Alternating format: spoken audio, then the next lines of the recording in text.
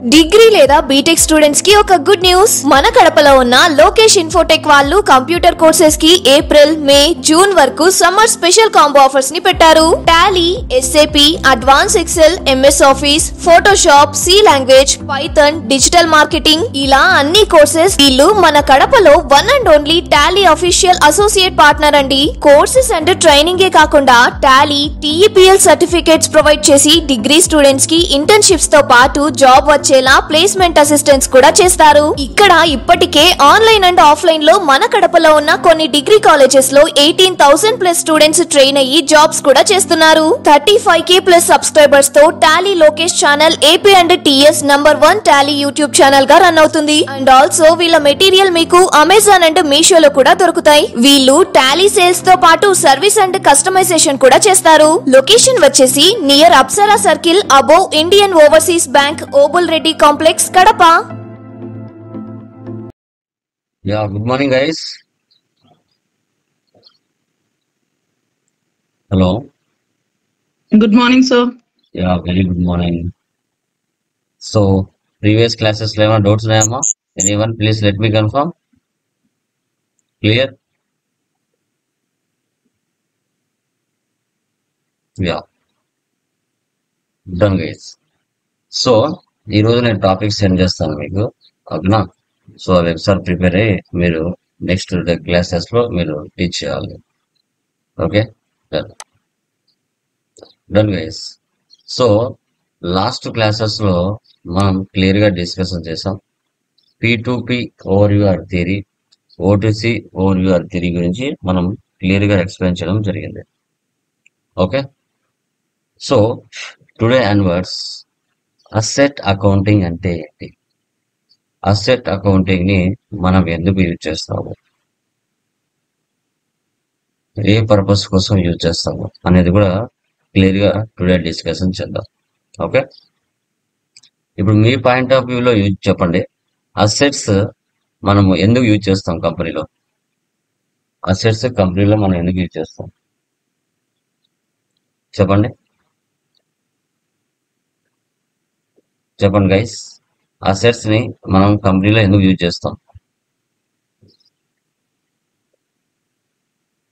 Assets అనేది business purpose మీద, అంటే బిజినెస్ రన్ అవడానికి ఉపయోగిస్తాం. ఓకే, బిజినెస్ పర్పస్ కోసం వాటిని మనం యూజ్ చేస్తాం. Okay, very good. అసలు దానికి సంబంధించిన ఓవర్వ్యూ థియరీ ఏంటో క్లియర్ గా డిస్కషన్ చేద్దాం.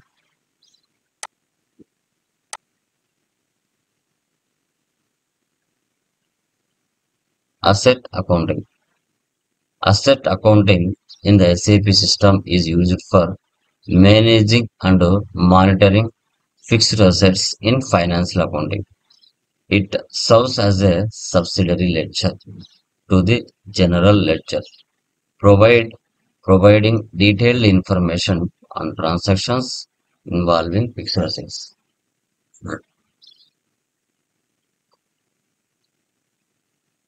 ఓకే, ఇక్కడ మనం ఒక బిజినెస్ స్టార్ట్ చేసిన తర్వాత లైఫ్ లో కంపల్సరీగా మన బిజినెస్ కు సంబంధించిన కొన్ని అసెట్స్ అయితే అవసరం. ఆ ఫిక్స్డ్ అసెట్స్ ని, ట్రాన్సాక్షన్స్ ని మనం ఏ విధంగా మేనేజింగ్ అండ్ మానిటరింగ్ చేయాలి అనేది కూడా చాలా ఇంపార్టెంట్. సో వీటితో పాటు సబ్సిడరీ లెడ్జర్స్ అంటే ఎక్స్పెన్సెస్ ఆర్ ఇన్కమ్స్ ఉంటాయి, వాటిని కూడా దీంట్లో ఇన్వాల్వ్ చేసి ఎలా ఉపయోగించాలనేది అసెట్ అకౌంటింగ్ యొక్క మెయిన్. ఓకే, తర్వాత అసెట్స్ లో 2 టైప్స్ ఉంటాయి, tangible assets, intangible assets. So tangible assets అంటే ఏంటి? We can touch and we can feel. వీటిని టచ్ చేస్తాం, ఫీల్ అవుతాం, వీటిని టాంజిబుల్ అసెట్స్ అంటాం. ఇంటాంజిబుల్ అసెట్స్ అంటే ఏంటి? We cannot touch and we cannot feel. Okay, tangible assets లో 2 రకాలు ఉంటాయి, ఫిక్స్డ్ అసెట్స్, కరెంట్ అసెట్స్. అసలు ఏంటి మా ఫిక్స్డ్ అసెట్స్ అంటే ఏంటి, కరెంట్ అసెట్స్ అంటే ఏంటి చెప్పండి. ఫిక్స్డ్ అసెట్స్ అంటే ఏంటి, కరెంట్ అసెట్స్ అంటే ఏంటి? ఫిక్స్డ్ అసెట్స్ అంటే ఇప్పుడు అంటే ఆఫీస్ పర్పస్ మీద కంప్యూటర్స్ కానీ, టేబుల్స్ కానీ, ల్యాండ్ కానీ వీటి కిందకి వస్తుంది సార్. అంటే కరెంట్ అసెట్స్ అంటే విత్ ఇన్ 1 year లో మనం ఫిక్స్డ్ అసెట్స్ కి వ్యాలిడిటీ ఎంత, కరెంట్ అసెట్స్ కి వ్యాలిడిటీ ఎంత?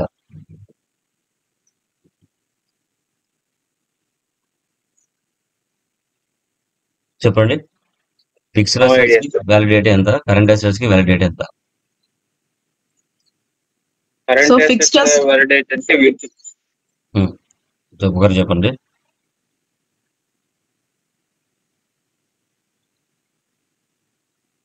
So fixed assets value more than 1 year, sir, and current assets less than 1 year.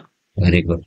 So fixed assets అంటే మినిమం ఆర్ మాక్సిమం 1 year పైనే మన బిజినెస్ ఫిక్స్డ్ అసెట్స్ వల్ల యూజ్ పొందాలి.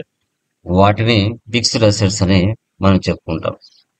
అంటే మనకి ఏమేమి వస్తాయి ఫిక్స్డ్ అసెట్స్ అంటే, like building, computer, machinery, land, car, mobile, benches, fans.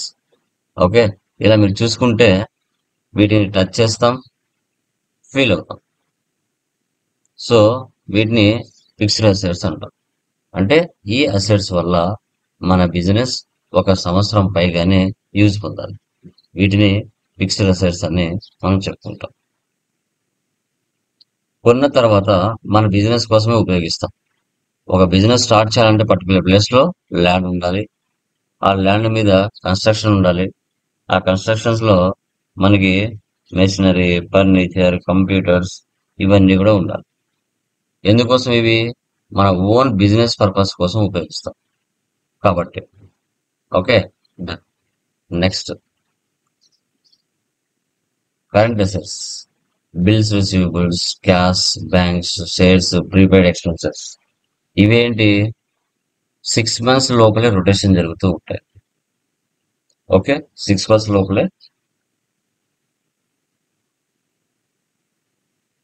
Rotation జరుగుతూ ఉంటాయి. ఇప్పుడు ఎగ్జాంపుల్, మన హోమ్లోకి కూరగాయలు 10 days 15 days లేదంటే 1 week సరిపడే స్టాక్ అనేది మనము బజార్కి వెళ్ళి తెచ్చుకుంటాం. అవి కంప్లీట్ అవుతానే మళ్ళీ వెళ్దాం. సో అదే విధంగా ఇక్కడ కూడా రిపీటెడ్ గా జరుగుతూ ఉంటుంది. ఏదైనా ఒక వర్క్ విత్ ఇన్ 6 months లోపలే రొటేషన్ జరుగుతూ ఉంటుంది. వాటిని మనం కరెంట్ అసెట్స్ అని చెప్పుకుంటాం. వాటిని మనం కరెంట్ అసెట్స్ అని చెప్పుకోవడం జరుగుతుంది. So bills, receivables, cash, banks, shares, prepaid expense అని చెప్తాం. ఇప్పుడు మీరు లక్కీ భాస్కర్ సినిమా చూస్తుంటారు. షేర్స్ కొంటారు, మళ్ళీ విత్ ఇన్ సెకండ్స్ లో అమ్ముతూ ఉంటారు. ఎందుకంటే వాటి మీద ప్రాఫిట్ అనేది మనకి వస్తుంది. ఓకే, సో అంటే తక్కువ టైంలోనే దాని రిజల్ట్ అనేది షో చేస్తుంది. బిల్స్, రిసీవబుల్స్ అంటే మనకు రావాల్సిన అమౌంట్స్. బిల్స్, రిసీవబుల్స్ అంటే మనకు రావాల్సిన అమౌంట్స్. సో క్యాష్ డిపాజిట్ చేస్తూ ఉంటాం, బ్యాంకులో విత్డ్రా చేసుకుంటూ ఉంటాం. Next prepaid expenses. ప్రీపెయిడ్ మనకు మొబైల్ రీఛార్జ్ చేయించుకుంటాం కదా 3 months కు, రూమ్ అడ్వాన్స్ 3 months అట్లా, దాన్ని ప్రీపెయిడ్ ఎక్స్పెన్సెస్ అంటాం. ఈ రెండింటి కలిపితే టాంజిబుల్ అసెట్స్ లో మనకు ఫిక్స్డ్ అసెట్స్, కరెంట్ అసెట్స్ మధ్యలో ఉంటాయి. ఓకే, సో తర్వాత next intangible assets. Intangible assets అంటే we can touch, we can not touch and we cannot feel.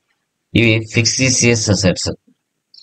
For example goodwill అన్నాం. ఇప్పుడు టాటా ప్రొడక్ట్స్ వరల్డ్ వైడ్ ఉంటాయి. Tata products world wide గా ఉంటాయి. So వీళ్ళని మీరు చూసుకున్నట్లయితే మాక్సిమం క్వాలిటీలో కానీ క్వాంటిటీలో కానీ ఎక్కడ కూడా రిమార్క్ రాదు. చాలా బాగా వాళ్ళు మెయింటైన్ చేస్తారు. కాబట్టి వాళ్ళకి గుడ్ విల్ అనేది టోటల్ ఇండియా వైజ్ కానీ గ్లోబల్ కంట్రీస్ లో కానీ చాలా బెటర్ గా ఉంటుంది. Next trade marks. కొన్ని కంపెనీస్ లోగో చూస్తేనే ఇది పలానా కంపెనీని ఐడెంటిఫై చేయొచ్చు. That is called trade marks. అది టిక్ మార్క్ అంటే నైసూస్ అని, ఏనుగులు గుర్తుంటే మనకి ముతూట్ ఫైనాన్స్ అని, మధ్యలో డాట్ ఉండి రౌండ్ ఆఫ్ ఉంటే అది ఎస్బీఐ బ్యాంక్ అని మనం ఈజీగా ఐడెంటిఫై చేస్తాం. That is called trade marks. Next copy rights. Copy rights అంటే ఏంటి మనకి?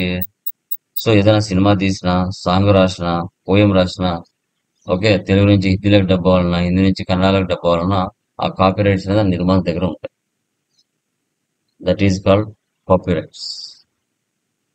సి ఏదైనా బుక్స్ రాసిన సి అని రౌండ్ ఆఫ్ ఉంటాయి కదా, వాటి పేటెంట్ రైట్స్. ఇప్పుడు కరోనాకి ఏదో ఒక దేశం ఫార్ములా కనిపెట్టింది. అదే ఫార్ములా ఇతర దేశాలలో ఉపయోగించాలంటే దాని యొక్క పర్మిషన్ అనేది కనిపెట్టిన దేశం ఇవ్వాలి. దాన్ని పేటెంట్ రైట్స్ అంటాం. ఓకే, ఈ రెండింటి కలిపితే టైప్స్ ఆఫ్ అసెట్స్ అని చెప్తాం. దీంట్లో ఇంపార్టెంట్ పాయింట్స్ చూస్తుంటే యాజ్ పర్ కంపెనీ పాలసీ ప్రకారంగా ఎక్స్పెండిచర్ అంటే ఏంటి, క్యాపిటలైజేషన్ అంటే ఏంటి. ఫర్ ఎగ్జాంపుల్ ప్రతి కంపెనీ కూడా 50,000 పెట్టుకుంది అనుకోండి. ఓకే ఓకే ఇక్కడ వచ్చేసి ఎగ్జాంపుల్ 50,000 బిలో జరిగితే అది ఎక్స్పెండిచర్ కింద వాళ్ళు డిఫైన్ చేస్తారు. అదే 50,000 అబోవ్ జరిగితే ఆ అమౌంట్ క్యాపిటలైజేషన్ కింద కంపెనీలో యాడ్ చేసుకోవడం జరుగుతుంది. Okay, capitalisation we can show add the asset value in balance sheet. ఈ క్యాపిటలైజేషన్ ని మనం కంపల్సరీగా బ్యాలెన్స్ షీట్ లో యాడ్ చేయడం జరుగుతుంది. దీన్ని మనం బ్యాలెన్స్ షీట్ లో యాడ్ చేయడం జరుగుతుంది. That is called capitalisation. Okay, తర్వాత ఎగ్జాంపుల్ డిప్రిసియేషన్ చూడండి. కంప్యూటర్ 50,000 పెట్టి మనం పర్చేజ్ చేసాం అనుకోండి. Due to wear and tear asset value, దాని మీద అసెట్ అండ్ వాల్యూ అనేది తగ్గుతూ వస్తుంది. ఇప్పుడు సంవత్సరానికి 20% తీసేశారంటే 5 సంవత్సరాలకి ఆ కంప్యూటర్ మీద ఉన్న వాల్యూ అనేది 0 అయిపోతుంది. Valuation of asset, we can decrease the asset value in the balance sheet. Balance sheet లో నుంచి ఆ అసెట్ వాల్యూ అనేది తీసేస్తారు కూడా. ఓకే, సో ఇది డిప్రిసియేషన్ లో మళ్ళీ మనకి రకాలు ఉంటాయి. We can decrease the asset value year by year. దీంట్లో 5 మెథడ్స్ ఉంటాయమ్మా. Straight line method, written down value method, maximum amount method, multi level method, periodic control method. Okay, దీనిలో మోడల్స్ అన్నమాట. Models or types. Okay, straight line method, written down method, maximum amount method, multi level method, periodic control method అని చెప్తాం. Okay,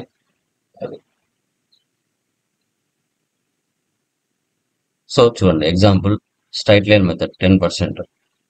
for example 1 April 2022 starting అనుకోండి, 1 lakh అనుకోండి. ఆ 1 lakh లో ఇయర్కి next ఇయర్కి 10,000 తగ్గుతుంది.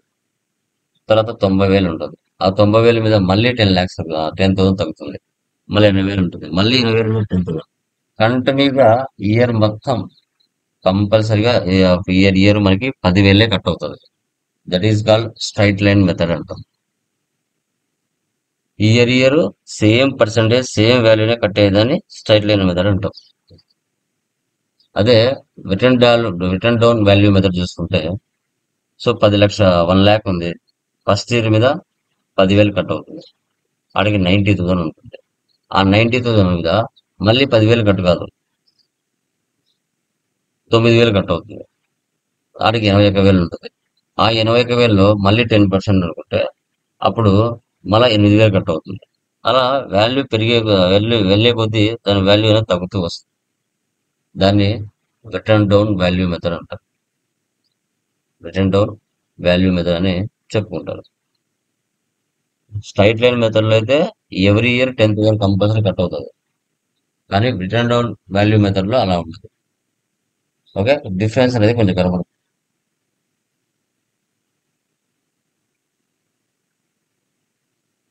రిటైర్మెంట్ ఆఫ్ వాల్యూ అంటే ఏంటి చూడండి.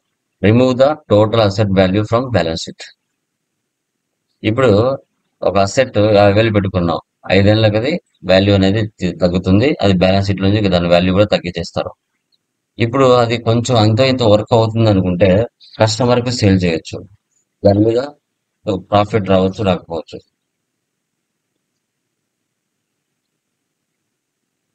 లేదు అది ఇంకా పని చేయదు, స్క్రాప్ కు పడేయాలి అన్నప్పుడు ఎలాంటి ప్రాఫిట్ అనేది దాని నుంచి ఆశించకూడదు.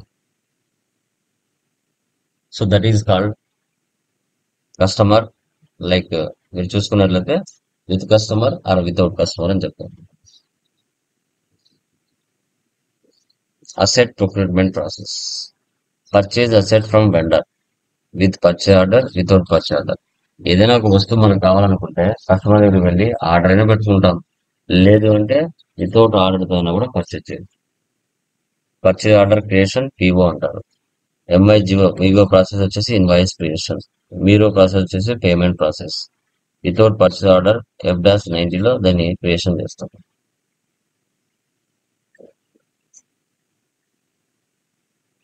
Asset under construction. Building asset AUC separate header. AUC fully asset depreciation. AUC asset master track exposes raw materials, labor or expenses. For example ఒక బిల్డింగ్ కన్స్ట్రక్షన్ లో ఉందండి, అది ఇంకా ఫుల్లీ అసెట్ గా మారలేదు, ఇంకా అది యూసేజ్ లోకి రాలేదు. ఇప్పుడు ఆ బిల్డింగ్ కన్స్ట్రక్షన్ ని మనము డిప్రిసియేషన్ తీయచ్చా? దాని మీద తీలేమా? చెప్పండి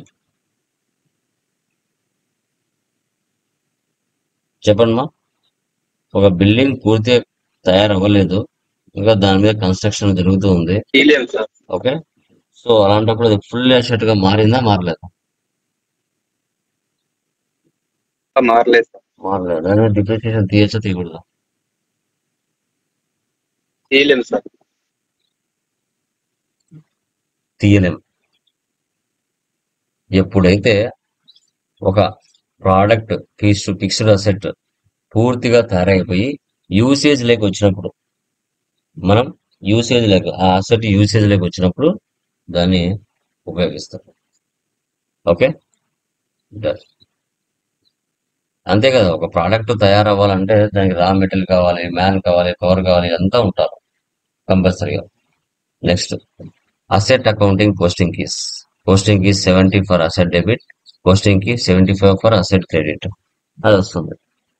asset accounting transaction type 100 external asset acquisition, 110 in house production, 210 retirement with revenue. ఇవి మీరు కాన్ఫిగరేషన్ చేసినప్పుడు వస్తాయి. ఇది మా అసెట్ అకౌంటింగ్ సంబంధించిన థియరీ. దీని కాన్ఫిగరేషన్ మీరే చేయాలి. లింక్ షేర్ చేస్తాను. టాస్క్ ఇంకా ఒక్కొక్కరికి నేను చెప్పాను నిన్న, అవి నేను ఈరోజు షేర్ చేస్తాను. నెక్స్ట్ క్లాసెస్ మీరు ప్రిపేర్ అవ్వాలి. ప్రిపేర్ అయ్యి వాటి గురించి మీరు డిస్కస్ చేయాలి. Okay, so interest calculation, foreign currency, sample documents, document reversal. Okay, ఇవన్నీ అవి పెద్దగా యూజ్ ఏమి ఉండవు, కానీ జస్ట్ తెలుసుకోవాలి. అవి మీరు ప్రజెంటేషన్ రూపంలో ఇచ్చారంటే సరిపోతుంది. ఓకే, నెక్స్ట్ వన్ చూడండి. ఇప్పుడు మనం ఏవైతే డిస్కస్ చేస్తున్నామో వాటిని మీరు ప్రాపర్ గా ప్రిపేర్ అయినా చాలు. మాక్సిమం మనకు ఒక 15 or 20 లెసన్స్ ఉంటాయి. వాటిని ప్రాపర్ గా ప్రిపేర్ అయితే చాలు.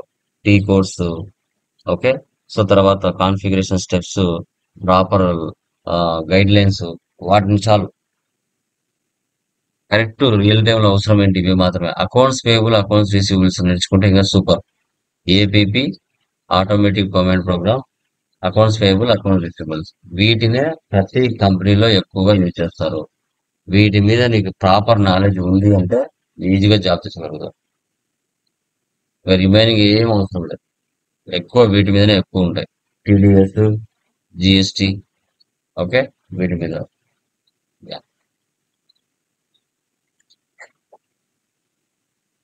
నెక్స్ట్ వన్ చూడండి.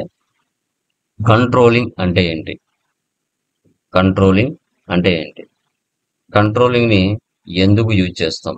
ఏ పర్పస్ కోసం యూజ్ చేస్తాం?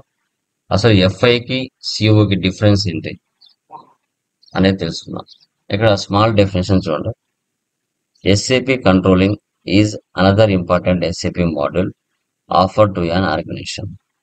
It supports coordination, monitoring and optimization of all the processes in an organization. The main purpose of SAP controlling module is planning. Objective of controlling is to manage cost and revenue in the organization. FI అనేది company code అనేది FI లో ఎంత ఇంపార్టెంటో CO లో controlling area అనేది అంతే important. Controlling is a highest hierarchy of CO. Okay, so ఇదేంటంటే ప్రతి ఆర్గనైజేషన్స్ లో ఇంటర్నల్ గా డెసిషన్ మేకర్స్ ఉంటారు. ఇప్పుడు వాళ్ళు ఏదైనా ఒక ప్రోడక్ట్ తయారు చేయాలనుకుంటున్నారు కంప్యూటర్. ఆ ప్రోడక్ట్ ఎంత అయితే తయారు చేయాలనుకుంటున్నారో, ఎంత క్వాంటిటీ అయితే కావాలనుకుంటున్నారో దానికి రిలేటెడ్గా దానికి రిలేటెడ్గా మనకి ఏం తెలుస్తుంది అంటే తక్కువ ఖర్చుతోనే బెస్ట్ రిజల్ట్ తీసి ప్రోడక్ట్ మార్కెట్లోకి ఎలా పంపించాలి అనేది చాలా చాలా ఇంపార్టెంట్. ఇప్పుడు ₹1,00,000 మీరు ఖర్చు పెట్టారు. దాంట్లో ఒక 50 క్వాంటిటీ కావాలి. సో ఆ 50 క్వాంటిటీ పైనే మీరు రా మెటీరియల్ పర్చేస్ చేసి దాన్ని ఫినిష్డ్ గూడ్స్ గా మార్చి మార్కెట్లో సేల్ చేయాలి. మీరు ₹50,00,000 ఖర్చు చేశారు. అక్కడ మీరు 70,000 ఖర్చు చేస్తే రిమైనింగ్ ఏం ప్రాఫిట్ వస్తుంది? రాదు. కాబట్టి ఇంటర్నల్ గా డెసిషన్ మేకర్స్ ఉంటారు. సో ఆ ఇంటర్నల్ గా డెసిషన్ మేకర్స్ ద్వారా సో ప్రాపర్ గా గైడెన్స్ తో తక్కువ ఖర్చుతో బెస్ట్ క్వాలిటీతోనే బిజినెస్ రన్ చేయాలనేసి ఇంటర్నల్ గా మనకి సెటప్ చేస్తూ ఉంటారు. కంట్రోలింగ్ అనేది హైయెస్ట్ హైరార్సీ ఆఫ్ సిఓ. దీనికి మెయిన్ స్టెప్స్ వచ్చేసి maintain controlling area, OKKP, assign company code to controlling area, activate components in controlling area, maintain number ranges for controlling area documents ఏఏ ఎన్కే. రెండింటికి difference. FI means financial accounting, CO means controlling. ఎఫ్ఐలో మన business యొక్క total accounts ని మనం మనం balance sheet ద్వారా కానీ ప్రాఫిట్ అండ్ లాస్ ద్వారా కానీ వాటిని మనం వ్యూ చేస్తాం. ఓకే. సో తర్వాత ఇది ఏంటి, ఎక్స్టర్నల్ రిపోర్టింగ్ చేస్తుంది. అసలు ఎక్స్టర్నల్ రిపోర్టింగ్ అంటే ఏంటిమా? What is the meaning of external reporting? External reporting ఏంటంటే ఏంటి? గిరిధర్, గాయత్రి, మనోజ్ చెప్పండి.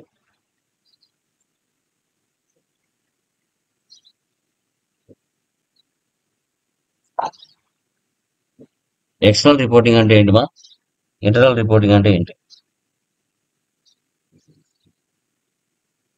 ఎక్స్టర్నల్ రిపోర్ట్ అంటే విత్ ఇన్ 1 year లో జరిగిన బిజినెస్ ప్రాసెస్ మొత్తం బయట వాళ్ళకి చూపించేది సార్. ఇంటర్నల్ అంటే అది ఓన్లీ ఆర్గనైజేషన్ లోనే ఉంటుంది. ఓకే. సో ఇప్పుడు టాటా కంపెనీ వాళ్ళు మేము 2025 నుంచి 2026 వరకు ఈ సంవత్సరంలో మా యొక్క కంపెనీ $200 ప్రాఫిట్ లో ఉంది, $300 ప్రాఫిట్ ఉంది, $500 లో ప్రాఫిట్ ఉందని ఎందుకు వాళ్ళు ఎక్స్ప్లెయిన్ చేస్తారు? ఏం అవసరం ప్రపంచానికి షో చేయడం అంటే వాళ్ళు అమౌంట్ అవసరమైనా లేదంటే వాళ్ళు ఏ దేశంలో వాళ్ళు ఓపెన్ చేయాలన్న బ్రాంచ్లు కంపల్సరీగా ఆ బిజినెస్ రొటేషన్ అవ్వడానికి గల అమౌంట్ అనేది అవసరం అవుతుంది. కాబట్టి వాళ్ళు ఏం చేస్తారంటే సంవత్సరం ఎండింగ్ లో ప్రపంచానికి అడ్వర్టైజ్మెంట్ ఇచ్చేస్తారు. ఈ సంవత్సరం Tata company so and so crores లో ప్రాఫిట్ లో ఉంది. అప్పుడు మనలాంటి వాళ్ళు మీలాంటి వాళ్ళు డబ్బులు ఉన్న వాళ్ళు ఏం చేస్తారు? ఎందుకు ఖాళీగా ఉండాలనేసి చాలా మంది కూడా కంపెనీలలో ఇన్వెస్ట్మెంట్ చేస్తారు. ఆ డబ్బులతో వాళ్ళు వేరే దేశంలో మళ్ళీ కంపెనీ అనేది ఇన్వెస్ట్మెంట్ అనేది చేసుకుంటారు. ఈ ప్రాసెస్ ఏంటి అనేది మనం ఇక్కడ ఎక్స్టర్నల్ రిపోర్టింగ్ అంటాం. సో ఇక్కడ ఎలాంటి గ్యాప్స్ కానీ ఎలాంటి స్టాచ్యూటరీ రెగ్యులేషన్స్ కానీ వీళ్ళు ఫాలో అవుతూ ఉంటారు. కంపెనీ చెప్పిన విధంగా వీళ్ళు ఫాలో అవుతూ ఉంటారు గైడ్ లైన్స్. అదే సిఓలో వస్తే it is controlling. CO is the decision making analysis. ఇది వాళ్ళ చేతిలో ఉండదు. అక్కడ ఎవరైతే డెసిషన్ మేకర్స్ ఉంటారో వాళ్ళ చేతిలో ఉంటుంది. How to reduce the cost. So ఏ విధంగా కాస్ట్ ను రెడ్యూస్ చేయాలి అనేది important. CO represents internal reporting or management accounting. CO represents అంటే ఇంటర్నల్ గా ఎవరైతే డెసిషన్ మేకర్స్ ఉంటారో సో వాళ్ళే ఇక్కడ వాళ్ళు మెన్షన్ చేయడం జరుగుతుంది. ఓకే. ఇక్కడ ఎలాంటి స్టాండర్డ్స్ ఎలాంటి గ్యాప్స్ ఉండవు, వాళ్ళే ఓన్ గా తీసుకుంటారు. Follows own standards like best business practices. తర్వాత what is the cost of product and types of or costing sheet. దీన్ని మనం కాస్ట్ ఆఫ్ ద ప్రోడక్ట్ అనొచ్చు, లేదంటే కాస్టింగ్ షీట్ అని కూడా అంటారు. Direct cost, indirect cost. So it involves in production or prime cost అని కూడా అంటారు. Direct material, direct labour, direct expenses. Okay, ఇది ఏ దానికి కిందకి వస్తుందమ్మా? డైరెక్ట్ కాస్ట్ అంటే ఏంటి అసలు? ఒక ప్రోడక్ట్ తయారు చేయాలంటే ఆ ప్రోడక్ట్ కు కావాల్సిన రా మెటీరియల్ అంతా పర్చేజ్ చేయాలి. సో అలాంటి సిచ్యువేషన్స్ లో ఒక ఫ్యాక్టరీలో దీనికి సంబంధించిన ప్రాసెస్ అనేది జరుగుతూ ఉంటే, ఓకే, దీనికి సంబంధించిన ప్రాసెస్ అనేది జరుగుతూ ఉంటుంది. సో డైరెక్ట్ గా అక్కడ ఎంప్లాయీస్, డైలీ వేజెస్ ఎంప్లాయీస్ పనిచేస్తూ ఉంటారు, లేబర్స్, మెటీరియల్ కూడా అక్కడే మనం దగ్గరే ఉంటుంది. సో అక్కడ చిన్న చిన్న ఖర్చులు కూడా జరుగుతాయి. ఇదంతా డైరెక్ట్ గా ఒక ప్రొడక్షన్, ఒక మ్యానుఫ్యాక్చరింగ్ కంపెనీలో జరుగుతుంది. ఇండైరెక్ట్ కాస్ట్ అంటే ఏంటి? ఆ ఫ్యాక్టరీలో ఒక ప్రోడక్ట్ తయారైన తర్వాత అది ఒక ప్లేస్ నుంచి మరో ప్లేస్ లో వెళ్ళాలంటే అది చాలా చేతులు మారి వెళ్తుంది. Indirect material, indirect labour, indirect expenses. So దీన్ని ఓవర్ హెడ్స్ అని కూడా పిలుస్తారు. It's not involved in production or like overheads అని కూడా పిలుస్తాం. Direct or indirect.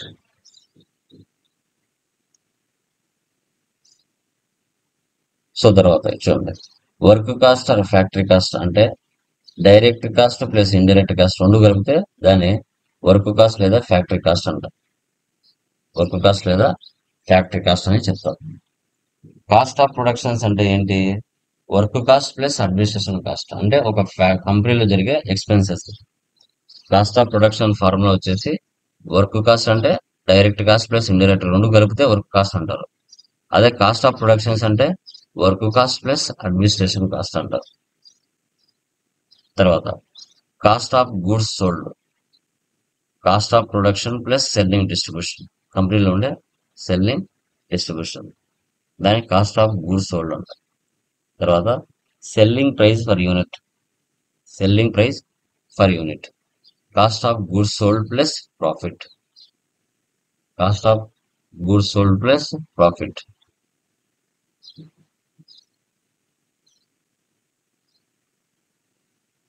SAP CO depends on 3 factors మీద డిపెండ్ అవుతుంది. ఒకటి బడ్జెట్ ప్లానింగ్, మరొకటి యాక్చువల్స్, తర్వాత variance. It is estimated value throughout 1 year. ఇప్పుడు ఒక సినిమా 1 crore లో తీయాలి, సో అది బడ్జెట్. కానీ ఆ 1 crore కాస్త 2 crores అయిందనుకోండి, యాక్చువల్స్. ఆ రెండింటికి మధ్య ఎక్కడ వేరియన్స్ వస్తుంది? Difference between budget and actuals. So ఈ విధంగా కానీ ఒక సినిమా తీయాలన్నా, ఒక కంపెనీ స్టార్ట్ చేయాలన్నా మీరు ఒక బడ్జెట్ అనుకుని ఉంటారు. దాని అంత లోపలే ఆ యొక్క కంపెనీ కానీ ఏదైనా ఒక ప్రోడక్ట్ తయారు చేయాలనుకుంటే ఆ ప్రోడక్ట్ తయారైపోవాలి. మీరు అండర్ ఎస్టిమేట్స్ చేయకూడదు. ఒక వాల్యూని ఫిక్స్ అయిపోవాలి, ఇంతలోనే దీన్ని చేయాలి, ఇంత మించి ఎక్కువ ఖర్చు పెట్టకూడదు. అలాంటి మూవ్మెంట్ లో మీరు ఫస్ట్ అనుభవం కలిగి ఉండాలి. ఒక ప్రోడక్ట్ తయారు చేయాలన్నా, ఒక సినిమా తీయాలన్నా. ఓకే, ఇక్కడ యాక్చువల్స్, అండర్ ఎస్టిమేట్ ని వాల్యూ చేయకూడదు. ఎక్కువ మీరు వాడారంటే డిఫరెంట్ న్యూ థాట్స్ అని కూడా మీకు ఎక్కువనే ఖర్చు వస్తుంది. ఓకే, ఎక్కడ వచ్చింది ఆ వేరియన్స్? ప్రైస్ వేరియన్స్ కానీ క్వాంటిటీ వేరియన్స్ అని చెక్ చేస్తారు. ఈ 3 ఫ్యాక్టర్స్ అనేది ఎస్ఏపీలో చాలా important. SAP CO models: cost element accounting, cost centre accounting, profit centre accounting, product costing, COPA, internal orders. ఇవి సిఓ ఎఫ్ఐ కన్సల్టెంట్ చేస్తారు ఇది. ఓకే, ఫస్ట్ కాస్ట్ ఎలిమెంట్స్ అంటే ఏంటి? So cost element accounting is cost carrier which carries the cost from SAP FI to SAP CO. It provides with an overview of the cost and revenues that occur in an organization. FI లో జరుగుతున్న expenses, incomes ఏవైతే ఉంటాయో అవి సిఓకి carry forward చేస్తారు. FI to సిఓకి carry forward చేస్తారు. Types of cost elements: 2 types. Primary cost element, secondary cost element. It carries the cost from FI to CO. The GL account must first be created in SAP FI. The same GL number must be used for the cost element. ఇప్పుడు నువ్వు FS00లో FIలో నువ్వు rent, salaries అవి creation చేసి ఉంటావు. 4,01,00,000, 4,02,00,000, 4,03,00,000 అని. అదే number తోనే మళ్ళీ కాస్ట్ ఎలిమెంట్స్ లో కూడా మనము క్రియేషన్ చేస్తాం, క్యారీ ఫార్వర్డ్ చేస్తాం. Secondary cost element: it carries the cost from CO to CO. It used for internal allocation activities, no relation to GL accounts in SAP FI. ఇది FI to CO కి సంబంధం లేదు, ఇది CO to CO కి సంబంధం. So తర్వాత SAP cost elements accounting, introduction of cost element accounting, types of cost elements, creation of cost elements.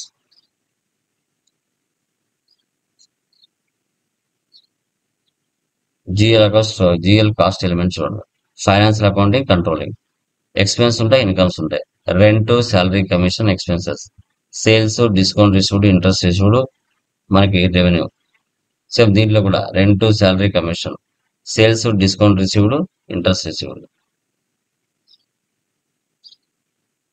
దీని యొక్క కాన్ఫిగరేషన్ స్టెప్స్.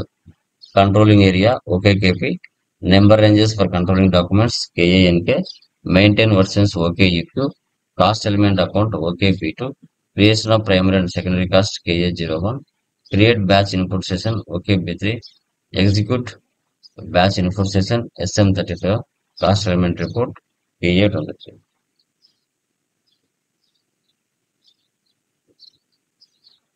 ఇది మా థియరీ కాస్ట్ ఎలిమెంట్స్ కంట్రోలింగ్ ఏరియాకి సంబంధించి. క్లియర్ అమ్మా? దీనిలో డౌట్స్ ఉన్నాయండి? ఎనీవన్? క్లియర్? కంట్రోలింగ్ లో ఒక 4 టాపిక్స్ ఉంటాయండి, అవి బాగా నేర్చుకుంటే చాలు. Controlling area, cost elements, cost centres, profit centres, documents పెట్టింగ్, వీటి మీద ఎక్కువ అడుగుతారు. మనం టోటల్ గా FI మనం ఎక్కువ చెప్పుకుంటాం. కంట్రోలింగ్ అనేది ఒక 4 టాపిక్స్, రిమైనింగ్ టాపిక్స్ అనేది no need. But real time లో అవసరమైనంతా కూడా FIనే. ఈ COకు సంబంధించిన కన్సల్టెంట్ సపరేట్ గా ఉంటారు. బట్ మనకు కూడా మినిమం తెలిసి ఉండాలి ఎలా చేయాలనేసి. ఆ ఉద్దేశంతోనే మనం COలో కూడా ఒక 4 టాపిక్స్ డిస్కస్ చేస్తాం. దీంట్లో ఏమైనా డౌట్స్ ఉన్నాయా? గాయత్రి, గిరిధర్, రాజు, లాస్య, భవాని, ఎనీ డౌట్స్ మా? క్లియర్? యా. సో అవి చేయండి, చూడండి. ఫ్రమ్ టుమారో కాన్ఫిగరేషన్ ఎలా చేయాలో డిస్కస్ చేద్దాం. ఓకేనా? Done guys.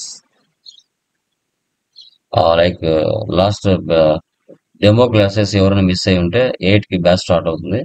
ఎవరైనా మళ్ళీ ఫస్ట్ డెమో క్లాస్ లో ఎవరైనా లేట్ గా జాయిన్ అయిన వాళ్ళు ఉంటే ఒకసారి వినొచ్చు, ప్రాబ్లం లేదు.